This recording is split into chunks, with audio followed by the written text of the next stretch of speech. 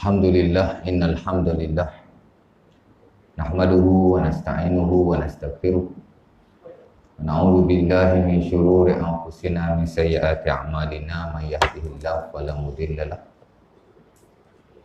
wa may yudlil fala hadiya lahu asyhadu an la ilaha illallah wa la syarika lahu wa asyhadu anna muhammadan abduhu wa rasuluh.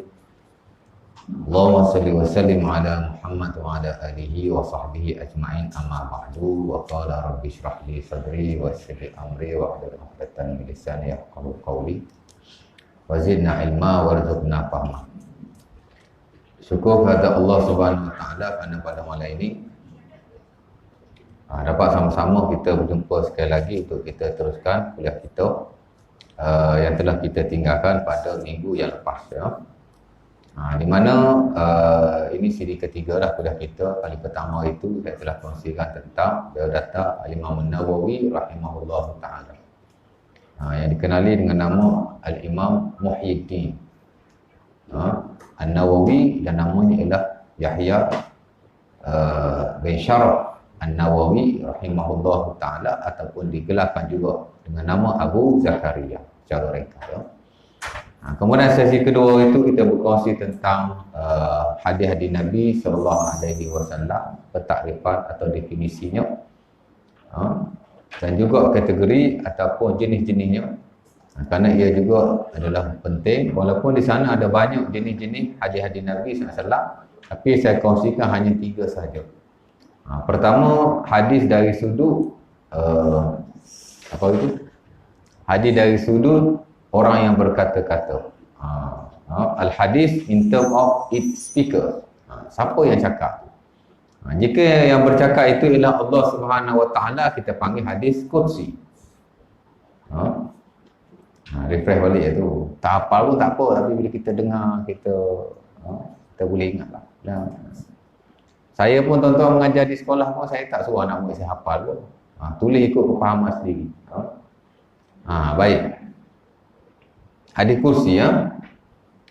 Bila mana Nabi SAW menyatakan qala Allah azza wa jalla, berkatalah Allah, Nabi kata Allah, itu disebut sebagai hadis kursi.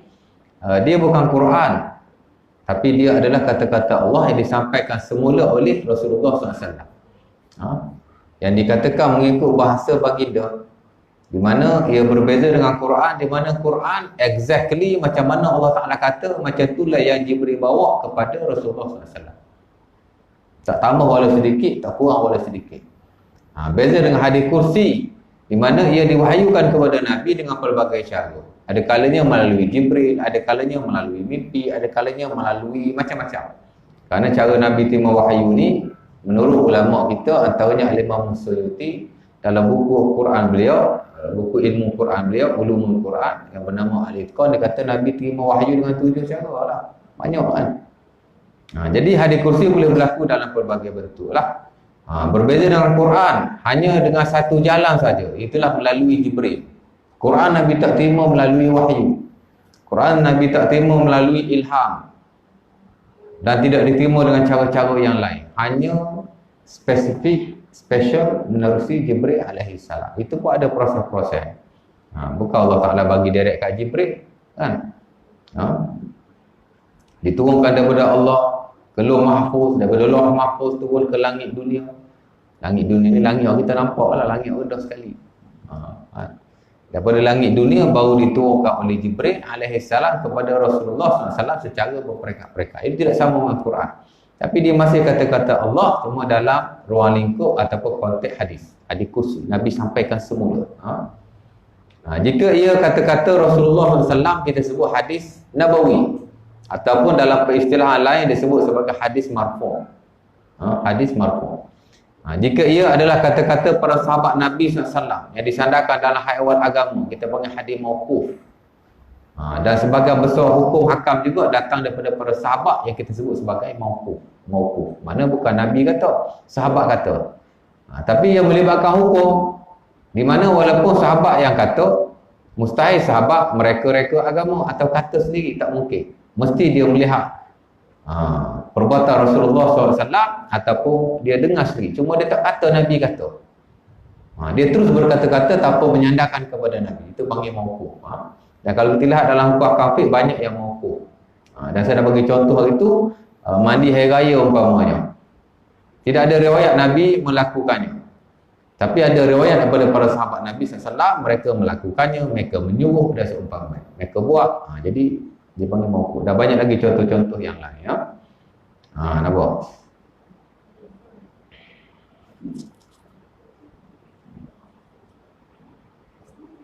Jika ia kata-kata tabi'in, kita panggil maqtu'. Dalam setengah-setengah keadaan tapi tidak banyaklah. Kata-kata tabi'in juga dia ambil kira. Jika ia disandarkan kepada agama atau jika ia merujuk kepada agama. Dan saya bagi contoh hari itu, zikir yang kita baca ketika guru atau kilat di langit, subhana man sabbahtalah atau subhanalladzi yusabbihu ar-ra'du bihamdihi, yang diriwayatkan dalam sebahagian buku sunan, antaranya dalam musannaf. Kalau tidak Abdul Razak atau Ibn Abi Syaibah. Kedua-duanya adalah asar ataupun hadis daripada Tawus yang kita sebut sebagai maqtu'. Dia bukan kata-kata Nabi, jauh sekali dia bukan kata-kata sahabat, tapi daripada tabi'in. Tabi'in ni maksud orang yang melihat sahabat tapi dia tidak berjumpa dengan Rasulullah.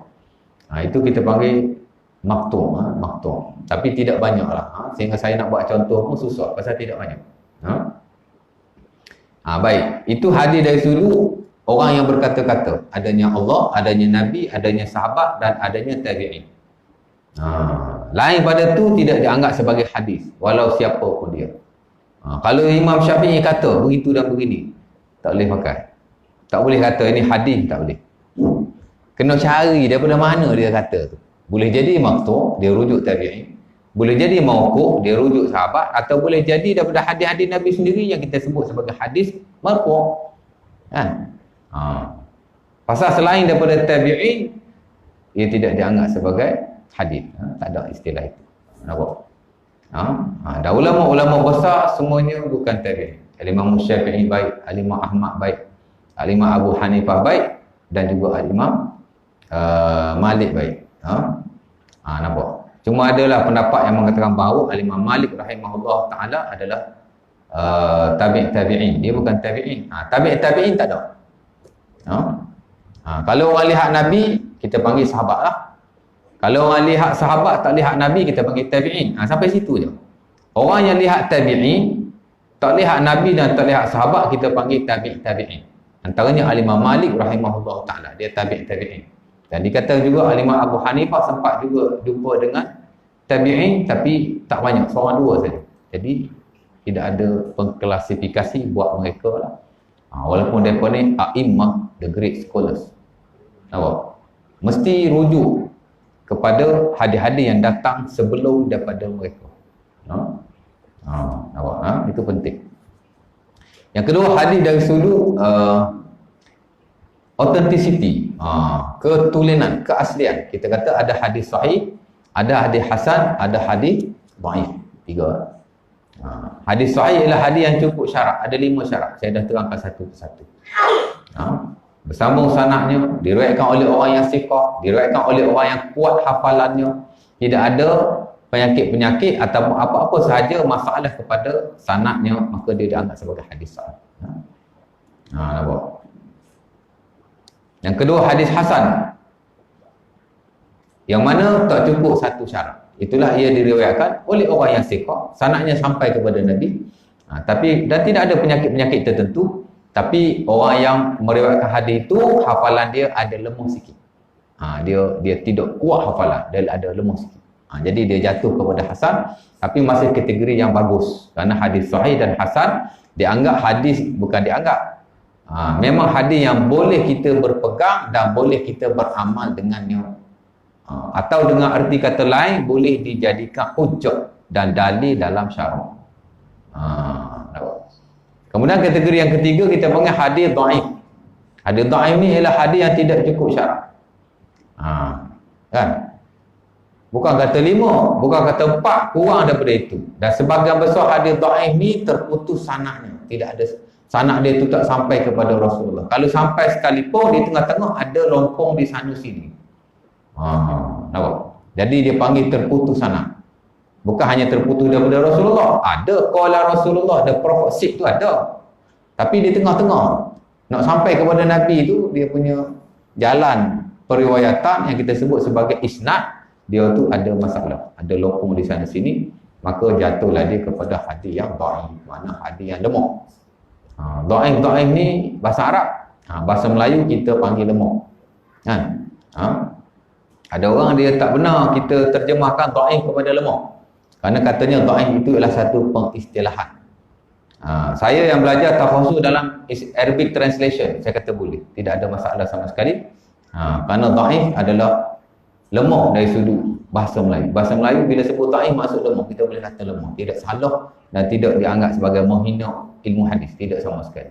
Boleh lah kan? Nampak? Dan kalau ada yang kata tak boleh terjemah lemah, itu pendapat peribadi sahaja dan sekiranya tidak diwartakan dalam mana-mana buku terjemahan. Boleh kata lemah, tapi saya yakinlah sebagai besar orang yang mengajar, dia tak kata hadis lemah, dia akan kata hadis dhaif, termasuk saya sendiri. Nak guna tak guna tu terpulanglah kepada individu masing-masing, tapi nak larang orang guna itu, saya rasa itu hanya pendapat peribadi saja. Dhaif ni masuk lemah lah, tak cukup syarat. Kadang-kadang terputus sanadnya di sana sini, maka lemahlah dia. Kadang-kadang ia diriwayatkan oleh orang yang tidak siqah, tapi tak sampailah tahap fasik, tak sampailah tahap orang yang jahat atau seumpamanya, ataupun orang yang buruk akhlaknya, diketahui oleh ahli-ahli hadis orang ni dia fasik, orang yang teruk, tapi tak sampailah tahap macam tu, dia dianggap sebagai hadis yang lemah. Ataupun ada sebab-sebab yang lain, maka jadilah ia hadis yang dhaif. Dan hadis dhaif ni ada dua kategori. Pertama, dhaifnya ringan, yang kedua dhaifnya berat.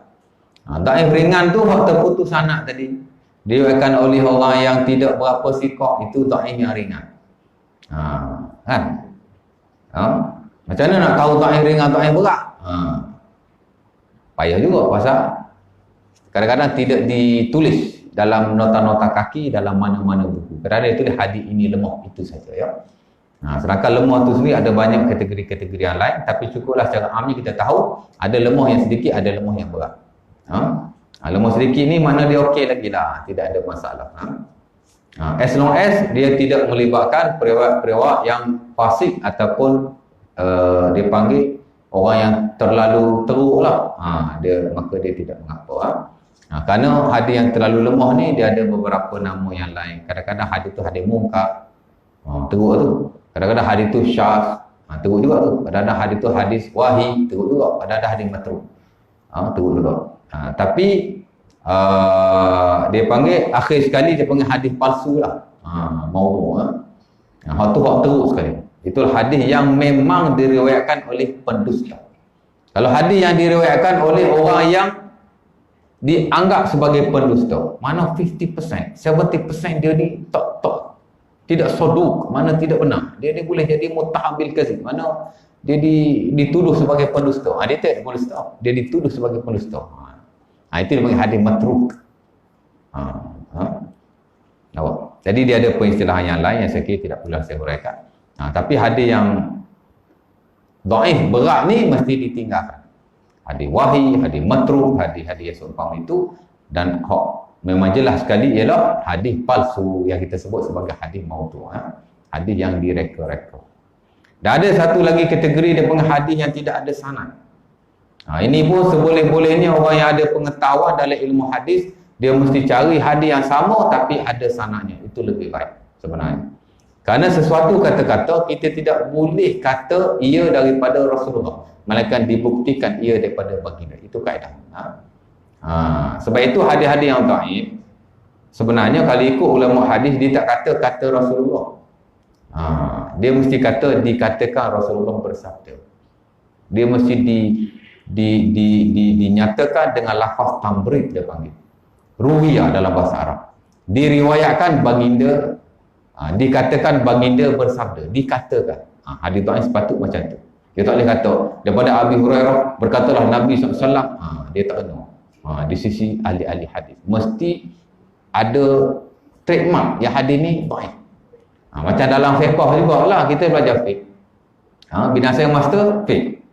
Kadang-kadang penggunaan istilah tu sendiri ada signifikan-signifikan yang tertentu.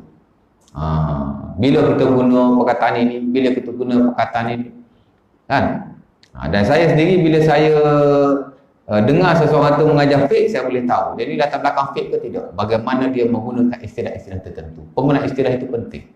Samalah dalam hadis sendiri pun, kalau orang ada pengetahuan dalam hadis, dia mesti ambil berat dalam hal-hal yang kecil-kecil seumpama itu, walaupun tidak diketahui oleh orang biasa. Tapi orang yang ada pengetahuan, dia tahulah, oh dia ni ada sedikit, ada ilmu lah tentang the science of hadis, tentang ilmu hadis. Baik.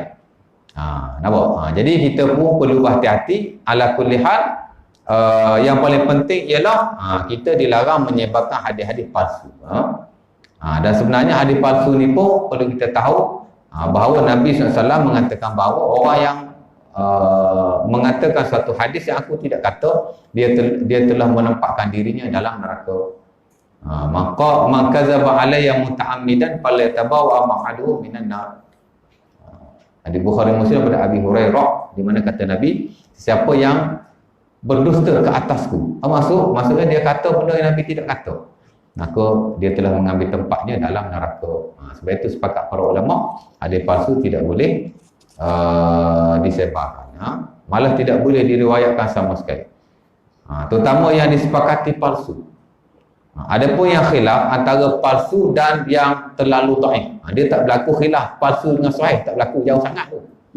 Dia berlaku adakah ini palsu ataupun dia terangkat sikit kepada tidak palsu. Boleh jadi munkar, boleh jadi yang lain. Maksud kata dia terlalu dhaif juga, tapi tak sampailah tahap palsu, dia berlaku yang begitu. Yang begini pun sebenarnya orang yang ada pengetahuan dalam hadis biasa dia akan tinggalkan. Nampak? Sahih banyak kan? Bawa duk sibuk nak ambil hak ni. Kalau terlalu palsu lah, terlalu lemah lah. Tapi kalau sekadar hadis-hadis yang lemah sedikit, tidak sahih, maka tidak ada masalah. Boleh beramal tapi tidak boleh berpegang. Itu saja. Jadi kalau hadis itu sahih atau hasan, boleh berpegang, boleh beramal. Kalau boleh beramal tapi tidak boleh berpegang. Beramal boleh, tapi tak boleh berpegang. Tapi kalau hadis itu palsu, beramal tidak boleh, berpegang jauh sekali. Dan tidak boleh menyebarkannya, walau dengan apa cara sekalipun. Sementara kalau dia tahu itu hadis yang palsu. Sebab itu kita jangan sebar. Banyak dalam WhatsApp kadang-kadang yang kita terima, tak apa-apa. Kan? Hadis berjela-jela, bukan main panjang. Dan saya sendiri pun tuan-tuan, kalau orang minta saya semak banyak, minta Ustaz, semak hadis ni palsu ke tidak? Kadang-kadang saya tak semak pun, saya tengok zahir pun, saya kata ini confirm. Kalau tak palsu pun baik. Berjela-jela hadis Nabi panjang. Kadang-kadang zikir, panjang zikir, ada puluh-puluh zikir, la ilaha illallah tak apa-apa, la ilaha illallah tak apa. Saya kata hadis ni wallah ta'ala tidak sahih. Tengok zahirnya kita sudah tahu. Kerana bila kita belajar ilmu hadis, kita akan belajar apa yang disebut sebagai nakarah. Nakarah ni makna kemungkaran. Sama ada terutama pada matannya. Ada sedikit sebanyak kemungkaran pada matan, kebiasaannya dia hadis yang tidak sah. Dia panggil nakarah. Nakarah ni kita terjemah kemungkaran. Tapi bukan munkar yang macam minum arak begitu. Munkar adalah hadis. Dia tak sama munkar dalam fiqh. Itu satu hal yang lain. Dalam hadis bila sebut munkar, hadis munkar mana hadis yang dia panggil diriwayatkan oleh orang yang lemah menyalahi orang yang sahih. Itu maksud munkar. Kalau munkar ada sudut matan, zahirnya dia menyalahi hadis-hadis sahih yang ada. Itu dia panggil nakar. Munkar dari sudut matan. Tadi munkar dari sudut sanad. Itu kita nak semak. Bila orang bagi kita hadis, kita tengok matan je, kita tengok teks, ada nakar, ada munkar, ada sudut matan. Mana dia sudah menyalahi hadis-hadis sahih yang ada, yang masyhur, maka kebiasaannya dia adalah hadis yang tidak sahih. Mana ada riwayat sahih, zikir Nabi panjang berjela-jela sampai satu muka surat. Kan? Ada orang tanya, Ustaz, sahih tak doa ni? Allahumma aksir amwali wa waladi wa mali. Lepas tu bla bla bla bla. Ya Allah, banyakkanlah hartaku. Confirm tak sahih. Mana ada Nabi minta doa banyak harta? Tak ada. Nampak? Itu dia panggil munkar pada matan. Kebiasaannya, orang yang ada pengetahuan dalam hadis, bila tengok teks tu sudah tahu, ni tak sahih.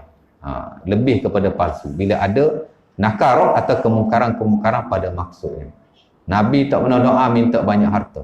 Tak pernah. Dan kalau kita nak tahu bab nakarah ni, dia bukan hanya satu bab dalam ilmu hadis, tapi dia kena belajar juga ilmu-ilmu yang lain. Nampak? Fiqh kita kena kuasai, ilmu zikir kita kena kuasai, dan beberapa ilmu syarak yang lain. Baru kita akan tahu sikit sebanyaklah tentang nakarah. Nampak? Baik. Ke-8 lah. Sebaik mula awal tadi.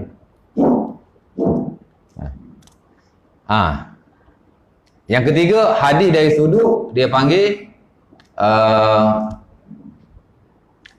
bilangan periwayat.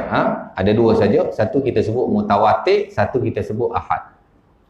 Mutawatir diriwayatkan oleh orang yang ramai, more than 40 people, maka ia jadi mutawatir. Adapun yang ahad ialah diriwayatkan oleh orang yang tidak ramai lah.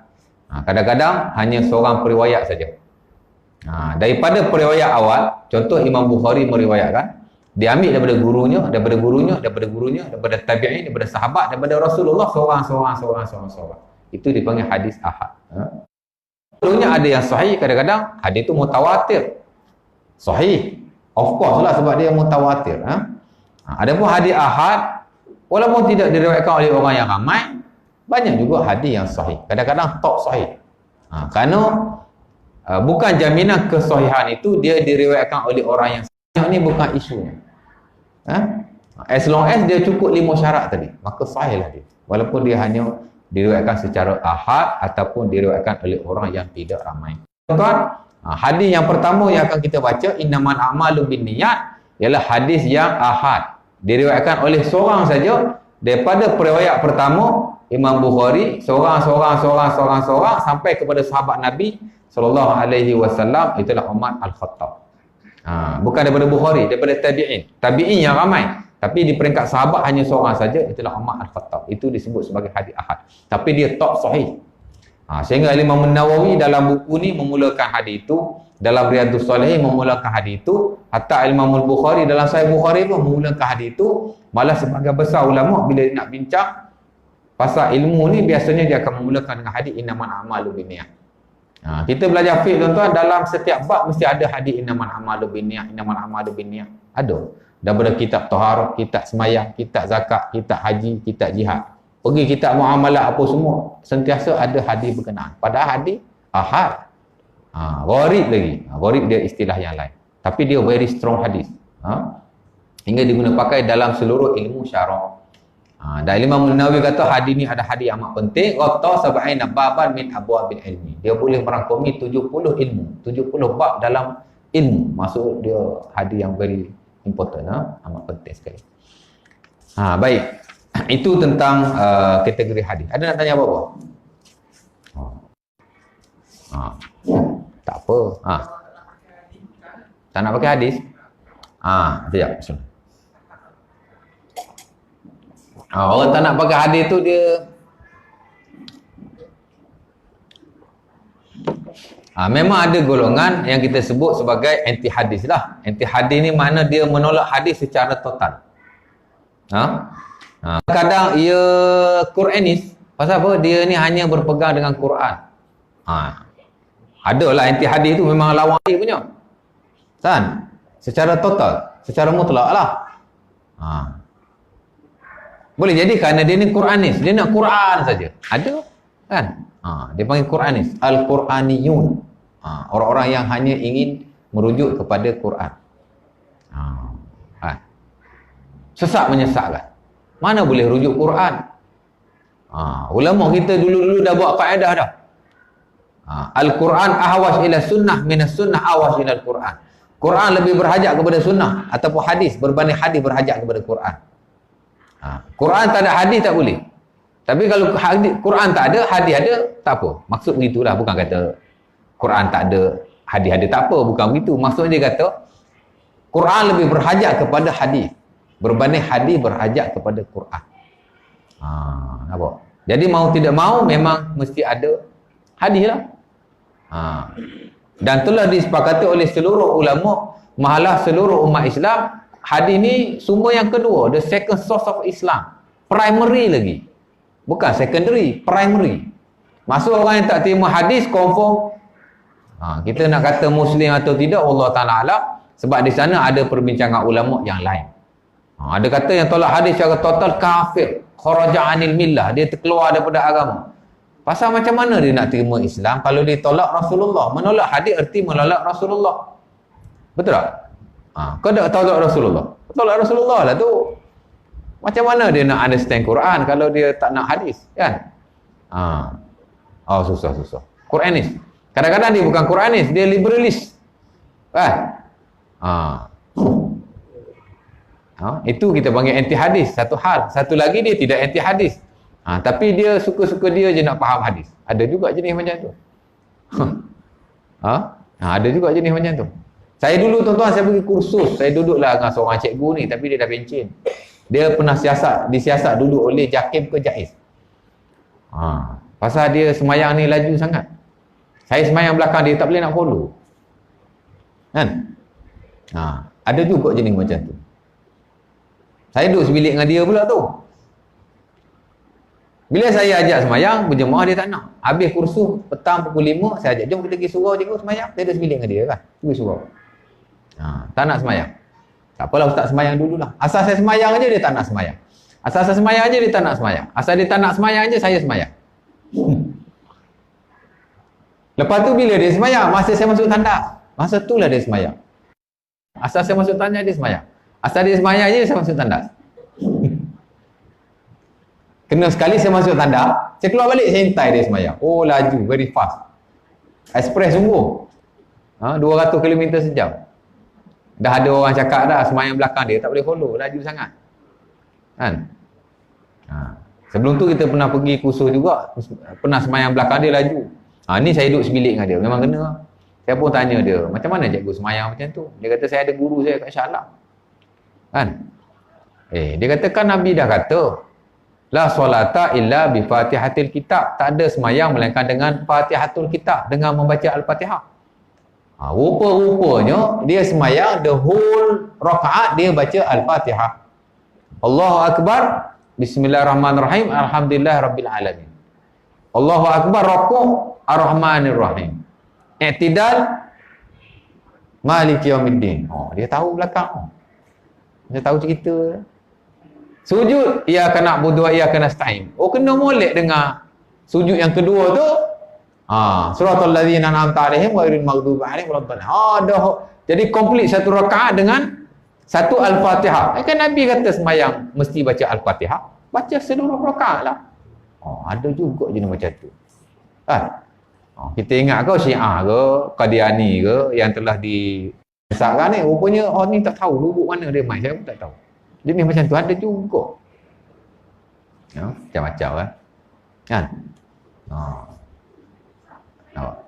Ikut hadis juga tu. Ada jenis macam tu. Jadi tak boleh lah. Tak boleh. Mesti kita bergantung kepada sumber yang asal dan dengan tata cara yang telah susun atur lah kepada kita. Tak boleh nak pandai-pandai kita. Kan? Kita hak belajar ni pun tak boleh nak pandai-pandai. Dia hak tak belajar lagi lah. Memandai-pandai. Belajar juga, dia bukan tak belajar. Dia siap offer kat saya lagi, ustaz kalau nak ikut saya, jom kita pergi Shah Alam. Tak nak aku. Pergi buat apa? Buang masa. Ya tak? Lepas tu saya berbincang dengan dia tuan-tuan sampai pukul 1 malam. Esok nak kursus pagi ni. Lalu dia kata tak apalah ustaz dengan cara ustaz, saya dengan cara saya. Gitu lah. At the end dia kata macam tu. Kita sambil-sambil sembang je, bukan apa pun. Nampak? Susah tuan. Boleh? Terjawab tak? Saya tanya, tak terjawab dia tu ustaz. Terjawab lah ya. Mana tak boleh lah ya. Baik. Habis batu malam ni kita nak masuk insya-Allah taala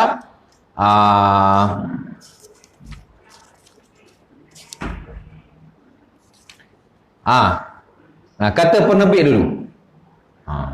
Boleh? Masuk kata penerbit boleh? Sikit ya. Bismillahirrahmanirrahim. Alhamdulillah. Ini dipanggil adab lah. Bila kita baca satu buku, kita akan baca mukaddimah si penulis lah. Kalau ada, kebiasaannya ada mukaddimah. Dan kalau ada publisher buat mukaddimah, kita baca juga sikit. Kebiasaannya mukadimah publisher dengan mukadimah penulis dia sama saja pada permulaan. Permulaan tu yang penting, poin dia ada di situ. Baik, kata penerbit, Bismillahirrahmanirrahim. Alhamdulillahilladzi bi ni'matihi tatimmus shalihat. Wassalatu wassalamu ala Rasulillah wa ala alihi wa sahbihi wa man tabi'ahum bi ihsani ila yaumiddin. Pertama dia tulis bismillah. Bismillahirrahmanirrahim. Ni sudah jadi dia panggil tabiat lah atau rutin. Sesiapa sahaja yang menulis dalam hal agama, baik ulama yang terdahulu ataupun ilmuwan yang terkini, mesti dia memulakan dengan bismillah. Walaupun tidak keseluruhan, tapi sebagai besar akan memulakan dengan bismillahirrahmanirrahim.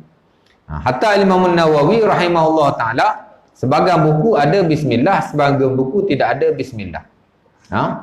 Antaranya Al-Adhkar min kalam Sayyidil Abrar, sebagian cetakan tak ada bismillah. Dan ini diterangkan oleh Al-Imam At-Tirmizi rahimahullah ta'ala dalam sunannya, bahawa sebagian ulama memulakan, bukan Al-Imam Qurtubi rahimahullah ta'ala dalam buku tafsirnya, tafsir Ahkamil Quran, tentang perihal ulama ni memang ada memulakan bismillah dan ada tidak memulakan bismillah. Jadi buat mari contoh Al-Imam At-Tirmizi rahimahullah ta'ala, buku sunannya tidak ada bismillah. Wallah ta'ala alam, mungkin cetakan ada bismillah. Macam mana boleh jadi macam tu? Sebab cetakan ni orang cetak, kadang-kadang dia tengok tak ada bismillah, dia bubuh bismillah. Tapi nuskhah atau cetakan yang asal tidak ada bismillah. Sama juga dengan Al-Azkar Al-Imam Nawawi, sebagian cetakan tidak ada bismillah, sebagian cetakan ada bismillah, dan dikatakan cetakan yang asal tidak ada bismillah. Allah ta'ala alam. Sebab ulama memang memulakan dengan bismillah. Dan sebenarnya bukan ulama saja, hatta Nabi SAW bila nak tulis surat, hantar kepada raja-raja yang non-Muslim, hantar kepada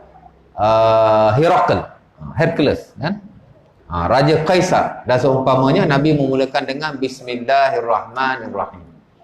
Dan itu juga yang dicontohi oleh Abu Bakar As-Siddiq. Kalau Nabi tulis surat kepada orang kufar, Nabi tulis Bismillah.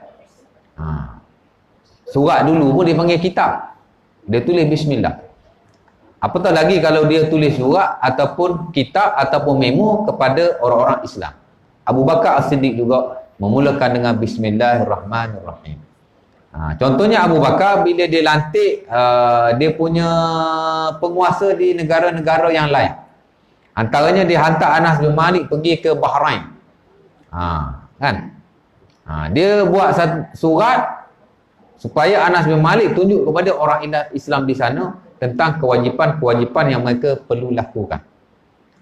Sebab tu bila kita belajar antaranya tentang zakat, fiqhuz zakat, the science of zakat kan, memang ada satu surat Abu Bakar yang panjang yang ditulis di mana beliau memuatkan tentang kepentingan membayar zakat dan apa zakat yang nak kena bayar.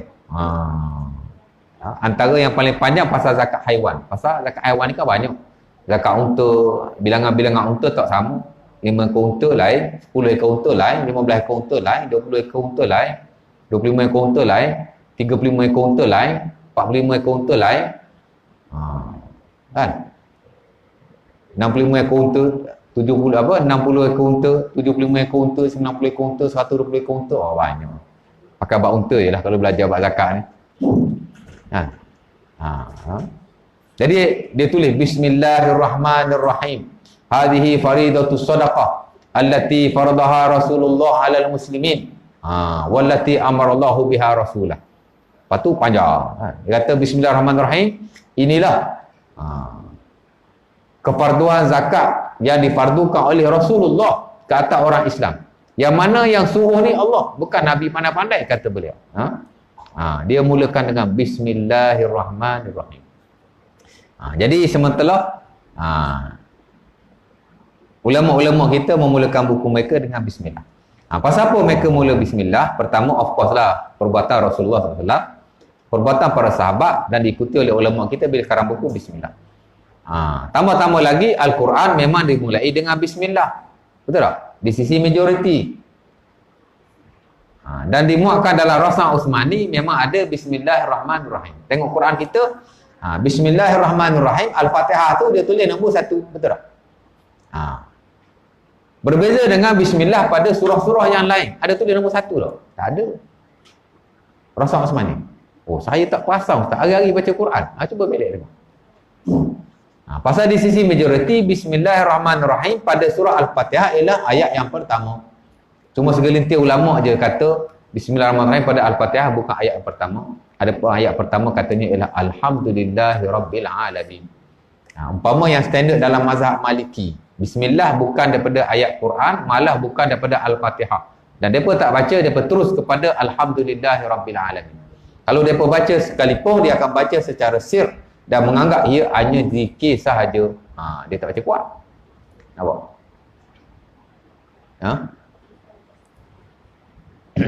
Sebab itu depa bila baca siratal ladzina an'amta 'alaihim ghairil maghdubi 'alaihim waladdallin, dia tak berhenti tu.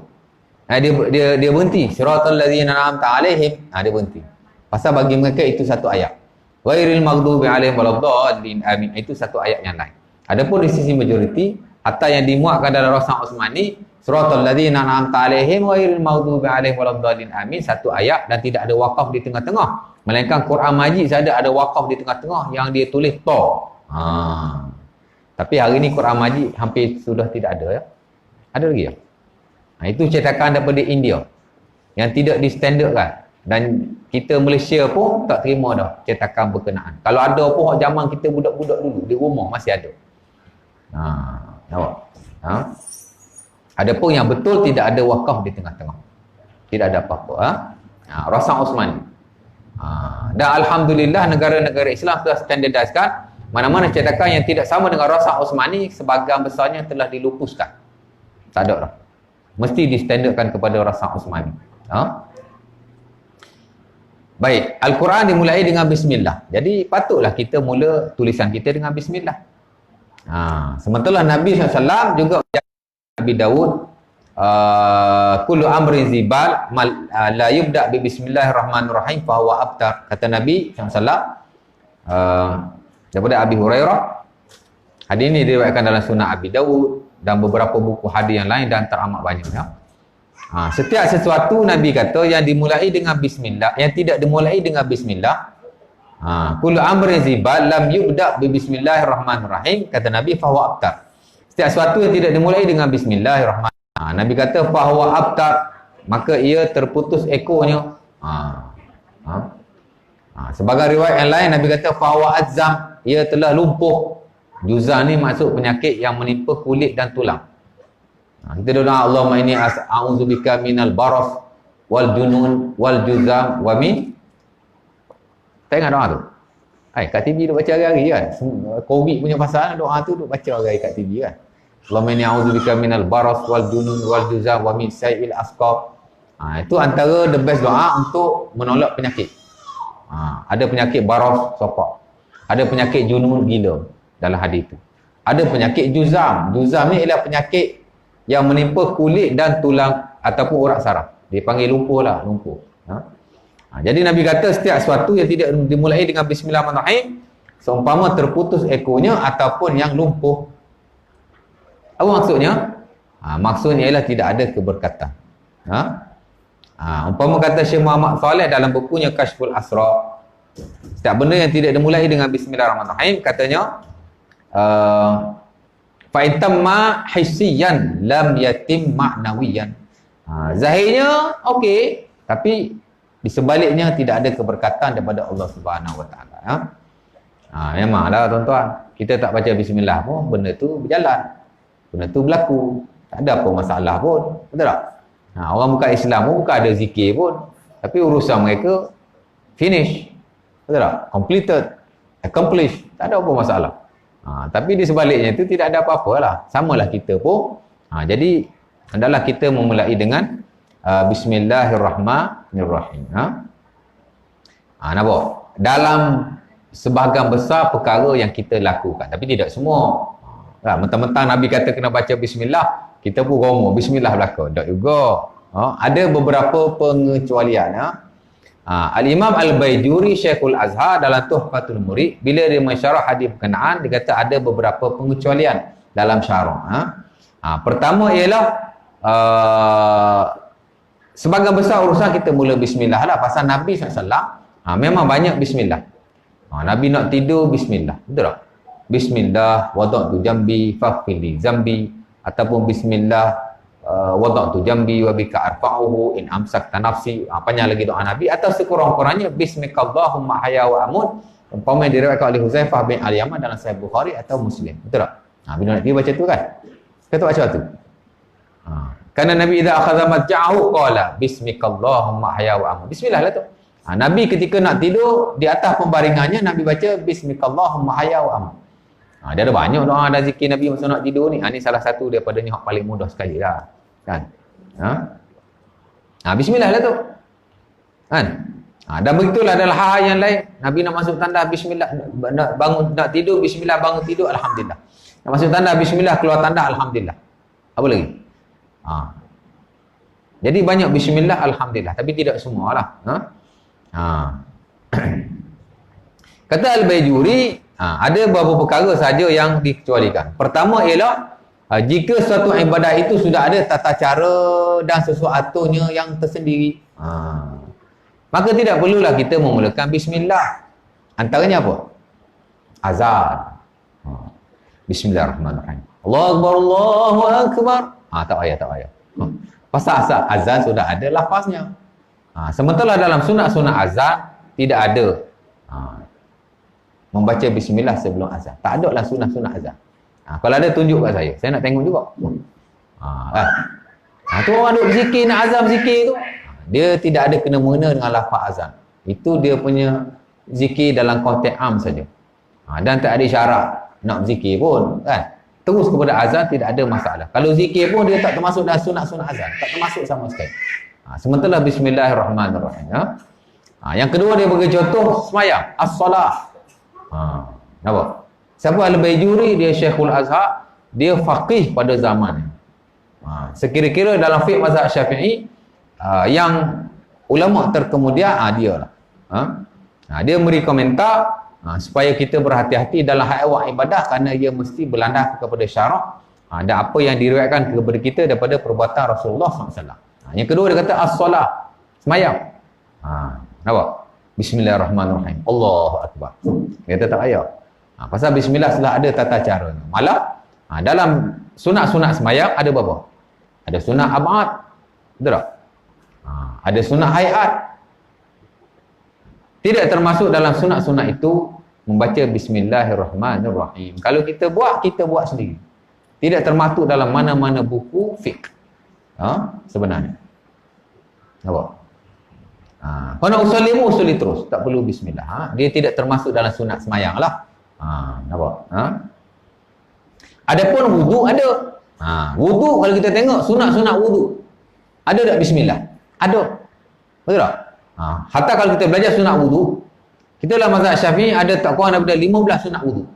Kok nombor 1 sekali ialah membaca bismillahirrahmanirrahim. Berbeza dengan semayang, berbeza dengan azan yang saya sebut tadi. Tak sama. Pasal apa? Pasal ini ibadah. Tata cara yang sudah ada ketetapannya. Dalam wudu ada kerana ada riwayat Nabi membacanya. Nampak? Ada sunnah qauliyah dalam sunnah Abi Daud daripada Abi Hurairah, di mana Nabi SAW menyuruh kita membaca bismillahirrahmanirrahim ketika kita, ataupun bismillah ketika kita berwudu. Hatta Imam Nawawi kata riwayat hadis Nabi suruh baca bismillah, bacalah bismillahirrahmanirrahim. Jadi dia beza. Dua. Itu dia kata ibadah yang sudah ada ketetapannya, straight saja. Yang ketiga dia kata tidak juga perlu membaca bismillah dalam hal-hal yang disebut sebagai safasikul umur. Apa makna safasikul umur? Saya terjemahkan sebagai temeh. Tak apa lah, dia dah bagi contoh dah. Antara dia kata ingin mengorek telinga, mengorek hidung, tak perlulah baca bismillah, kerana hal-hal seumpama itu walaupun tidak melibatkan najis, tapi dia dianggap sebagai safasif. Benda yang orang kata apa, tak bagus lah kan. Tak comel nak bismillah. Bismillahirrahmanirrahim, korek telinga. Dia kata tak bagus sangat, tak payahlah bismillah. Nak bismillah tempat lain. Punya banyak tempat yang disuruh kita bismillah, kita tidak bismillah. Kan? Tiba-tiba pergi bismillah, benda tepat awak tak payah bismillah. Ha? Isyak lagu? Isyak kena berhenti lah. Itu yang ketiga, safasiful umur. Yang keempat ialah bila mana berkaitan dengan najis. Malahu ilaqa bin najasah, benda yang berkaitan dengan najis. Kan? Anak kita berak, kita pun nak basuh berak dia, bismillahirrahmanirrahim. Tak payahlah. Pasal dia kata la yaliqu, tidak layak sama sekali untuk membaca bismillah pada waktu itu. Nak cuci lantai, nak cuci najis pada pakaian. Hak ehwal yang ada hubung kait dengan najis, tak perlulah kita baca bismillahirrahmanirrahim. Atau nak selawat ke Nabi kot, rajin sangat nak selawat, tak payah. Waktu itu dia kata tak perlu sama sekali. Kerana tidak layak. La yaliq. Tidak layak. Yang empat. Dan yang kelima dia kata tidak juga perlu bismillahirrahmanirrahim. Apa nama? Tak ingat tu. Kena minum air dulu. Bismillah. Baru ingat. Minum air baru ingat. Tak perlu juga membaca bismillah ketika berzikir. Lianna zikra la yubda' bizikri. Kerana zikir tidak dimulai dengan zikir. Bismillahirrahmanirrahim. Subhanallah, subhanallah. Tak payah. Bismillahirrahmanirrahim. La ilaha illallah, la ilaha tak payah. Pasal bismillah itu zikir. Zikir tidak dimulai dengan zikir. Just go for the zikir. Nak zikir subhanallah, go for it. Nak zikir alhamdulillah, go for it. Jadi tak perlu bismillah kemudian berzikir. Kerana bismillah itu zikir dan zikir tidak dimulai dengan zikir. The rest, kita bacalah bismillah atau bismillahirrahmanirrahim. Terutama ketika memang disunatkan kita baca bismillah. Tempat-tempat yang tidak dilarang atau tak perlu baca bismillah, kita baca bismillah belaka. Terutama sekali lah, memang tempat tu Nabi baca bismillah. Ni jadi prioriti kita. Macam saya sebut tadi. Nak tidur baca bismillah. Nak makan baca bismillah. Nak masuk tandas baca bismillah. Nak naik kenderaan baca bismillah. Nak masuk rumah baca bismillah. Apa lagi? Itu tempat-tempat yang kita digalakkan baca bismillah kerana Nabi membacanya every time. Lain tempat yang tidak ada riwayat Nabi membacanya, masih digalakkan kita membacanya berdasarkan kepada hadis berkenaan. Tak semestinya nak cari riwayat Nabi baca belaka baru kita nak baca. Kalau tak ada riwayat Nabi, kerana sebagian benda juga tu tak ada pada zaman Nabi, ada pada zaman kita kan. Tapi kadang-kadang masihlah konteks yang sama. Nabi nak naik unta baca bismillah. Kita pun nak naik unta dah tak ada, naik kereta tapi masihlah konteks yang sama. Sebab tu dia bukan doa naik unta, dia doa naik kenderaan. Kan? Dia panggil ad-du'a inda ruku, doa ketika naik kenderaan. Jadi dia mula dengan bismillah. Jadi kita perbanyakkan bismillahirrahmanirrahim. Ada orang tanya, Ustaz, boleh tak kita buat zikir bismillahirrahmanirrahim? Buat zikir. Boleh tak? Diharuskan oleh sebahagian ulama. Antaranya Syekh Suhaimi rahimahullah ta'ala dinukilkan dalam buku-buku fiqh mazhab Syafi'i. Walaupun tidak ada riwayat Nabi berzikir bismillahirrahmanirrahim secara rutin lah, macam zikir-zikir subhanallah, alhamdulillah. Tapi masih diharuskan oleh sebahagian ulama kerana bismillahirrahmanirrahim Quran zikir. Jadi boleh dizikir-zikirkan. As long as dia tidak dikaitkan dengan bilangan-bilangan tertentu, fadilat tertentu ataupun apa-apa in spesifik. Tak ada kata nak masuk rumah baca bismillahirrahmanirrahim 20 kali. Ataupun nak masuk rumah baca 20 kali insya-Allah luar rezeki. Tidak ada kena mengena. Boleh dizikir tapi in spesifik dan tidak ada fadilat tertentu. Tidak ada kafiat-kafiat tertentu, bahkan tidak ada apa-apa yang berkaitan dengannya, hanya sekadar zikir yang diharuskan. Awak. Jadi kita nak faham. Baik, itu bismillah. Alhamdulillahilladzi bi ni'matihi tatimmus shalihat. Sama juga tuan-tuan. Jika ulama tidak memulai dengan bismillah, dia pasti memulai dengan alhamdulillah. Ataupun dia memulai dengan kedua-duanya. Pasal hadis yang saya sebut tadi, ada riwayat sesuatu perkara yang tidak dimulai dengan bismillah. Ada riwayat satu perkara yang tidak dimulai dengan alhamdulillah. Dia ada dua lafaz. Sementara kitab Allah dimulai dengan bismillah ayat nombor 1, alhamdulillahirabbil alamin ayat nombor 2. Hatta Nabi SAW pun banyak bismillah alhamdulillah. Bismillah alhamdulillah. Betul tak? Nabi nak tidur baca bismillah, keluar tidur alhamdulillah, bangun tidur alhamdulillah. Nak masuk tanda bismillah, alhamdulillah. Nak makan bismillah, habis makan alhamdulillah. Apa lagi? Banyaklah. Nabi nak naik kenderaan bismillah, bila dah duduk di atas kenderaan alhamdulillah. Alhamdulillahilladzi sakhkhara lana hadza wa ma kunna lahu muqrinin. Jadi dalam konteks berkenaan. Jadi ulama pun memulakan dengan alhamdulillah, cuma dia panjang sikitlah, binikmatihi tatimmus shalihat.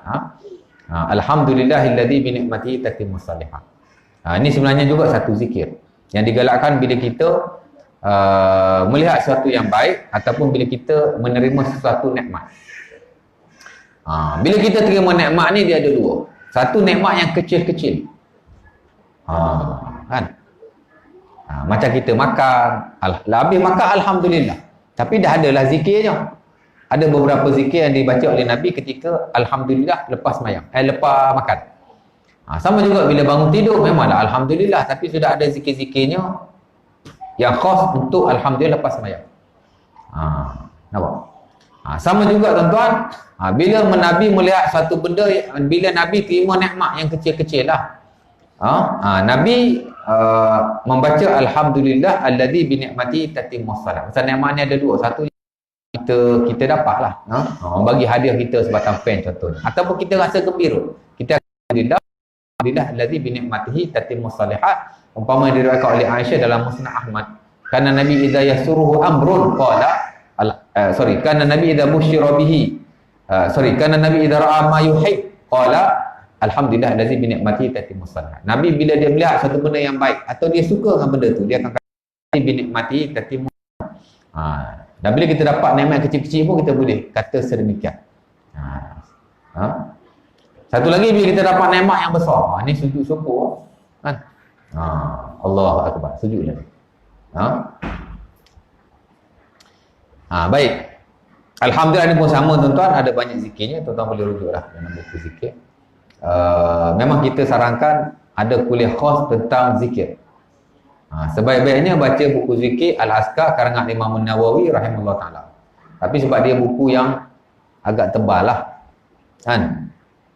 Tapi dia memuatkan hampir keseluruhan lah, walaupun tidak semua, tapi sebahagian besar daripada zikir-zikir Nabi SAW yang telah disaring oleh beliau.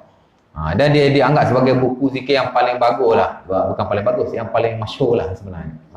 Dan dianggap sebagai buku zikir mu'tabar. Al-Azkar min kalam Sayyidil Abrar. Dia one of the best book tentang zikir. Baik. Tapi ada juga pasal buku tu tebal kan. Banyaklah nak habiskan, susah. Jadi kadang-kadang orang minta kita mengajar buku zikir yang nipis. Boleh juga. Macam saya mengajar di TTDI, buku zikir harian karangan Dr. Abdul Basit. Boleh juga nipis. Sama je. Cuma ni buku tebal. Tapi dia one of the best book di samping buku-buku zikir yang lain. Pasal ada banyak buku zikir muktabar dalam market. Dan kita tidak nafi dalam hal zikir pun kita kena tahu. Pasal sebahagian besar perkara yang kadang-kadang kita tak kata sesat lah, tapi dia kadang-kadang tidak menepati agama dalam hal zikir. Dan tak dinafikan dalam market kita banyak zikir yang tidak warid dalam syarak, malah maknanya itu tidak menepati sama sekali. Kan? Macam ada zikir di tapa-tapa di sebahagian restoran, terutama zaman Covid ni, zikir menghalau wabak kan. Ada sebut nama Hussein, ada sebut nama Fatimah, tu zikir daripada Syiah, tapi ditampar di restoran-restoran orang Islam. Kadang-kadang bila dia minta derma, dia bagi stiker kecil zikir tu. Ada zikir tu. Ada sebut Hussein, ada sebut Fatimah. Itu dari zikir daripada Syiah.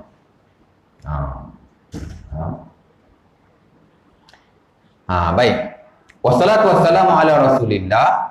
Dia selawat Nabi, samalah. Mana-mana ulama biasa dia akan selawat pada Nabi. Publisher buku agama pun tuan-tuan, bismillah alhamdulillah selawat. Bismillah alhamdulillah selawat. Ulama kita pun sama. Pasal apa? Pasal selawat kepada Nabi mengambil keberkatan. Selawat kepada baginda sallallahu alaihi wasallam. Nampak? Sementara selawat ni satu ibadah yang teragung dalam Islam.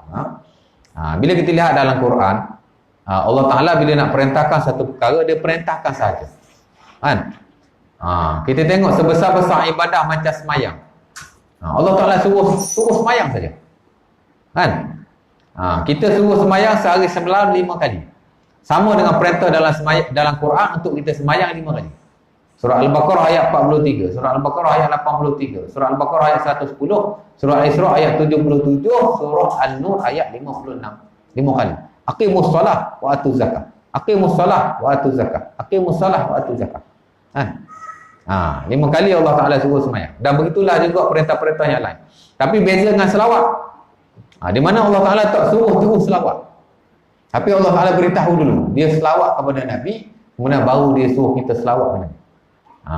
Dalam surah Al-Ahzab ayat 56. Ya ayyuhallazina amanu innallaha wa malaikatahu shalluna 'alan nabi ya ayyuhallazina amanu shallu 'alaihi wa sallimu taslima. Sesungguhnya Allah Ta'ala dan malaikatnya berselawat kepada Nabi. Wahai orang yang beriman, selawatlah kamu kepada Nabi. Dan salam dengan satu salam. Nampak? Jadi dalam Quran Allah Ta'ala suruh selawat. Tidak ada bilangan-bilangan tertentu. Tidak ada waktu-waktu tertentu. Ia satu ibadah yang mutlak disuruh oleh Allah Subhanahu Wa Ta'ala. Cuma bila lihat kepada sunnah Nabi SAW dalam hadis-hadis baginda, bilangan tidak ada. Dia satu ibadah yang betul-betul syarak suruh ringan. Tak ada selawat. Jika ada selawat melibatkan bilangan-bilangan tertentu, dia tidak termuat dalam hadis-hadis Nabi yang sahih. Tapi dalam hadis-hadis yang tidak sahih, dhaif, ataupun dia bukan hadis Nabi, dia sekadar amalan orang-orang tertentu yang disebar-sebar. Pasal tidak ada bilangan berkaitan dengan selawat. Yang ada hanya tempat saja. Di mana ada beberapa tempat untuk kita selawat secara khusus, in spesifik. Bila? Antaranya ialah ketika masuk masjid. Masuk masjid, sunat selawat kepada Nabi. Bila masuk masjid tu, bismillah, Allahumma salli wa sallim ala Muhammad, baru baca Allahumma ftahli abwaaba rahmatik. Pasal dia ada 2 hadis. Hadis pertama, sekadar baca doa saja. Dalam Sahih Muslim daripada Abi Usaid, baca doa saja. Masuk masjid, baca Allahumma ftahli abwaaba rahmatik. Keluar masjid, Allahumma inni as'aluka min fadlik. Ada riwayat lain, selawat. Ketika masuk, tapi keluar tak ada selawat. Itulah hadis Abi Hurairah, antaranya dalam Sunan Abi Dawud. Tapi ada hadis masuk selawat, keluar pun selawat. Itulah hadis Abdullah bin Amr bin Al-As dalam sebagian buku sunan, antaranya dalam Sunan Ibnu Majah. Nabi suruh selawat lah. Jadi masuk baca bismillah, kemudian baca selawat. Allahumma salli ala Muhammad atau Allah bismillah wassalatu wassalamu ala Rasulillah. Atau sallallahu ala Muhammad boleh, tak kisah. Baru kita baca Allahumma ftahli abwaaba rahmatik. Pertama, ketika masuk masjid. Yang kedua ialah ketika azan. Sebelum kita nak baca Allahumma rabbah zi da'wati tammati wassalatil qa'imah, selawat Nabi dulu. Allahumma salli wa sallim ala Muhammad, baru baca Allahumma rabbah zi da'wati tammati wassalatil qa'imah. Pasal Nabi sebutlah hadis Abdullah bin Amr bin Al-As, "Idza sami'tumul muazzin faqulu misla ma yaqul tsumma sallu alayya tsumma saluli al-wasilah." Nabi kata, bila kamu dengar azan, selawat kat aku dulu, baru baca Allahumma rabbah zi da'wati tammati wassalatil qa'imah. Dua. Yang ketiga juga, tempat yang khusus kita selawat pada Nabi. Ini tempat yang betul-betul digalakkan, disuruh oleh Nabi. Yang ketiga ialah tak kala nama baginda disebut. Saya berapa kali dah kuliah sebut nama Nabi. Puluhan kot. Tak nampak tuan-tuan selawat pun. Ustaz buat fitnah ustaz ni. Kalau saya sebut Nabi tu selawat. Tak syarat kuat-kuat, pelan-pelan pun tak apa. Kalau dalam hati ustaz, dalam hati payah. Bila sebut zikir tuan-tuan, mesti terutama zikir-zikir syarak, dia mesti mulut dulu. Bukan tak boleh berzikir dengan hati, boleh. Baru tadabbur dengan hati. Kalau berzikir boleh, nescaya dalam semayang akan disyaratkan zikir dengan hati, tak perlu baca dengan mulut. Allahu Akbar. Subhana Rabbil Azim, mulut tak buka. Pasal hati dah baca. Mesti baca dengan mulut lah, ya. Nampak? Tapi kalau tak baca dengan mulut pun, di luar pada semayang, harus. Yang kata saya tak benar zikir dengan hati pula. Tapi seabda-abda zikir, mulut dulu. Kata Imam Nawawi, mulut dulu. Zikru imma ayakuna bil qalbi, imma afdal ayakuna bihi ma jami'an. Zikir ni ada dengan hati, ada dengan mulut. Sebaik-baiknya ialah dengan kedua-duanya. Mulut dulu, baru hati. Jadi bila saya sebut nama Nabi, tuan-tuan kena selawat lah. Kalau tak selawat, tidak haram lah di sisi majoriti, hanya makruh saja. Tapi tuan-tuan akan dapat satu title yang Nabi panggil bakhil. Ingat ke bakhil ni kedekut duit saja. Rupanya nak selawat pada Nabi, ketika nama baginda disebut, dianggap sebagai bakhil. Bukan dianggap, dipanggil bakhil.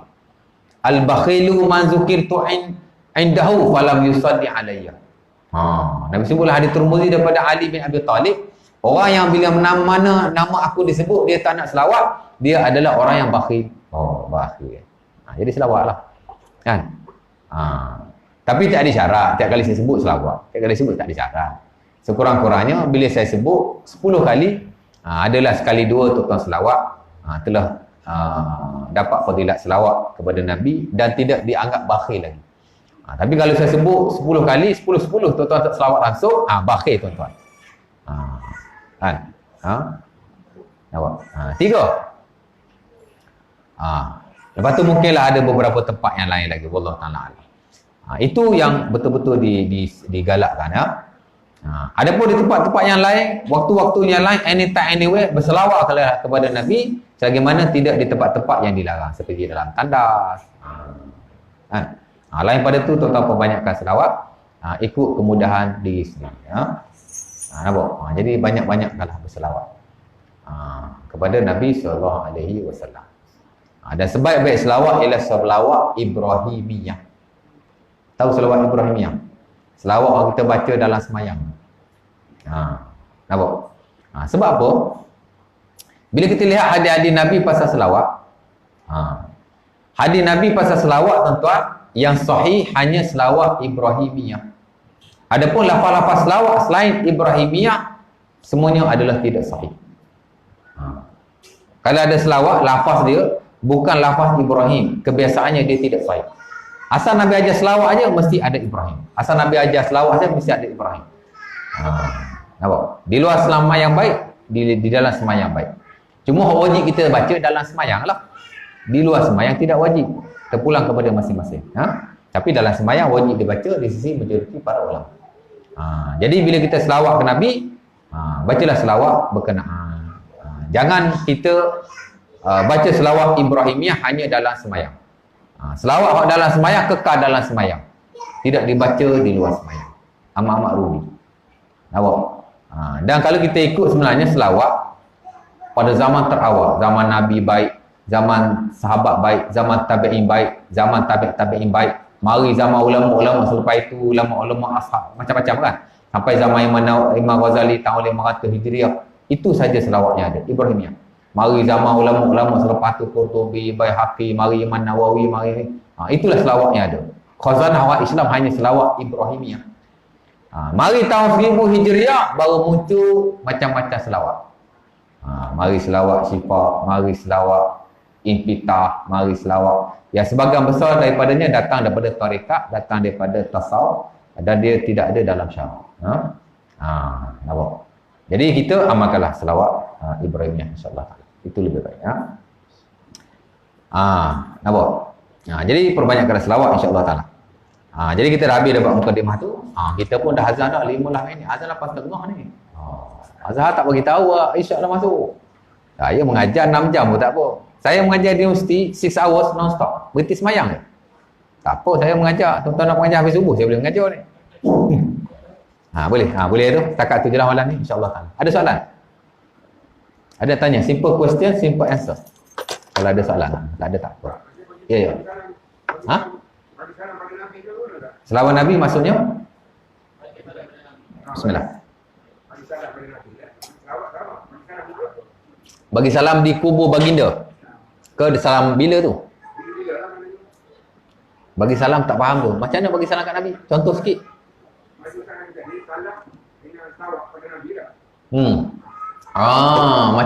Macam mana nak bagi salam pada Nabi? Salam pada Nabi ni, kalau kita selawat Allahumma salli ala Muhammad atau Allahumma salli ala Sayyidina Muhammad kan? Kalau salam tu Allahumma salli wa sallim. Allahumma salli ala Muhammad wa sallim, ataupun Allahumma salli wa sallim ala Muhammad. Nampak? Salam tu maksud kita minta Allah Ta'ala salam kepada Rasulullah. Itulah maksudnya. Dalam semayang tidak ada salam kepada Nabi semasa selawat, pasal kita dah salam. At-tahiyyatul mubarakatus salawatut thayyibatu lillah, assalamu alayka ayyuhan nabi. Dah ada salam dulu, baru Allahumma salli ala Muhammad. Jadi dia berasingan. Nampak? Sebab itu kita boleh selawat sahaja pada Nabi, kita boleh salam sahaja pada Nabi, kita boleh juga selawat dan salam pada Nabi, dan itu yang paling afdal. Bila kita selawat Allahumma salli ala Muhammad tambah wasallim tasliman ujung. Ataupun kita boleh teruskan Allahumma salli wasallim ala Muhammad. Nampak? Contoh. Tapi kalau kita baca selawat Ibrahimiyah, tak perlu tambah wasallim. Dah cukup sekadar lafaz yang dibaca berkenaan. Tak perlu lagi. Ingat kau bagi salam, assalamualaikum ya Rasulullah. Itu boleh di kubur Rasulullah sallallahu alaihi wasallam. Bila tuan-tuan berada di sana, bila tuan-tuan berhadapan dengan kubur Nabi, boleh bagi salam, assalamualaikum ya Rasulullah. Digalakkan oleh sebagian fuqaha dalam buku-buku fiqh mereka. Tapi bukan bagi salam ikut dalam macam tu. Nampak? Yang kata salam tadi masa selawat tu, Allahumma salli wa sallim ala Muhammad. Boleh insya-Allah taala, insya-Allah kita sambung kuliah yang akan datang. Aku qul hadza wa astaghfirullahi wa lakum. Assalamualaikum warahmatullahi wabarakatuh. Tutup majlis tasbih kafarah dan surah An-Nas.